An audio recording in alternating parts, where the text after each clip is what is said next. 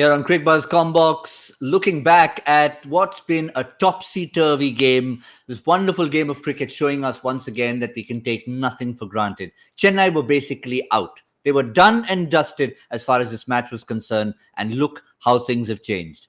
A solo effort from Ruturaj Gaikwad with a little help from DJ Bravo towards the end, 156 for 6 in isolation.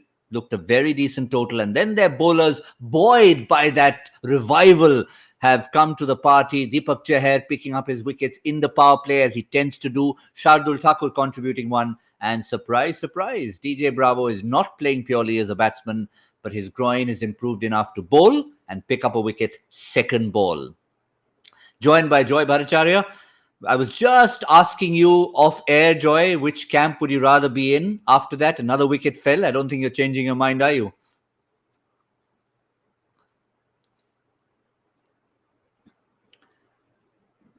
Was something. Joy, yeah, there you go. You're back now. I'm back now. I'm so sorry. I was stunned by what Chennai has done today, so maybe that's the reason.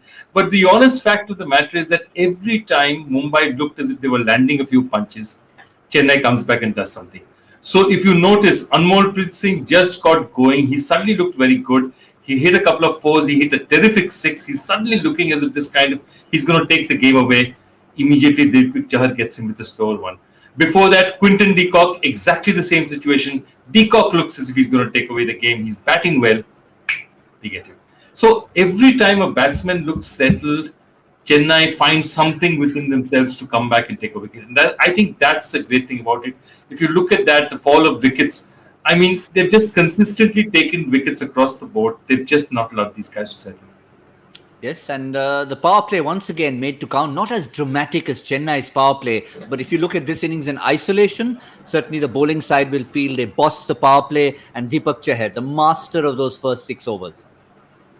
Yeah, and they do it so well. So now I rarely see Deepak Chahar bowling anything less than the 3 in the first 6.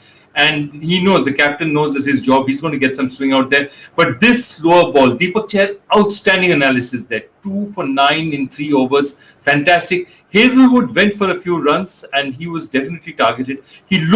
Batsmen looked as if they were more comfortable with him. Normally he bowls those very restrictive lengths outside off stump, but they just sort of moved across and hit him over leg. And I think he's a better bowler than that kind of analysis suggests. Shardul came back and did very well. And look what happens out here. Moeen Ali, there are 2 left-handers in. Moeen Ali will keep bowling, and this is the genius of Dhoni. He will not bring in Jadeja with these 2 left-handers there. And if the situation persists, he may not even bring in Jadeja because Bravo is bowling well. They could complete it with these 5 bowlers as well.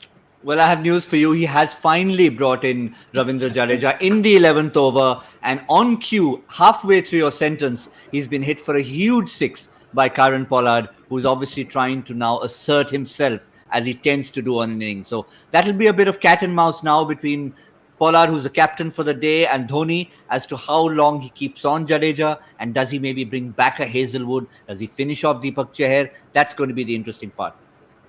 Yeah, absolutely. And there's so many little individual battles out there. You know, what you were talking about yourself. It's been a battle for 8 to 10 years, which is the Pollard versus Bravo battle. So that's going to happen in the field.